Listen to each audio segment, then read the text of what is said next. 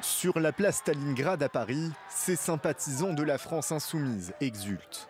Le nouveau Front populaire, alliance de gauche créée il y a 3 semaines à peine, arrive en tête du second tour des législatives à la surprise générale. Un résultat salué par les différents leaders de la coalition qui estiment que la gauche doit prendre le pouvoir.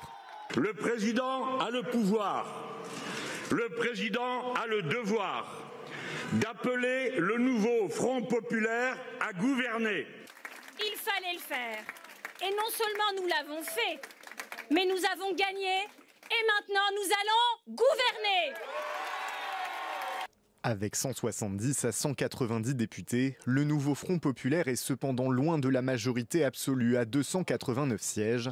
Il devance la coalition Ensemble soutenue par Emmanuel Macron. Donné largement perdant pendant la campagne, le bloc présidentiel conserve entre 150 et 160 sièges.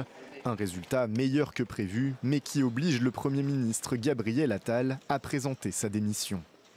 J'assumerai bien évidemment mes fonctions aussi longtemps que le devoir l'exigera. Il ne peut en être autrement à la veille d'échéances si importantes pour notre pays. Au QG du Rassemblement national, en revanche, c'est la déception.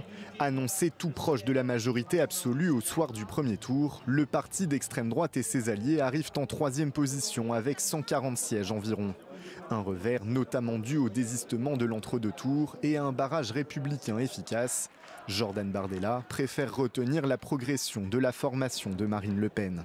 En dépit d'une campagne de second tour marquée par des alliances politiciennes contre nature, destinées à empêcher par tous les moyens les Français de se choisir librement une politique différente, le Rassemblement national réalise aujourd'hui la percée la plus importante de toute son histoire. De leur côté, les Républicains se maintiennent avec plus de 60 sièges, soit presque autant que dans la précédente Assemblée. Sans majorité claire, la France entre dans une période d'incertitude, au Parlement comme dans l'exécutif.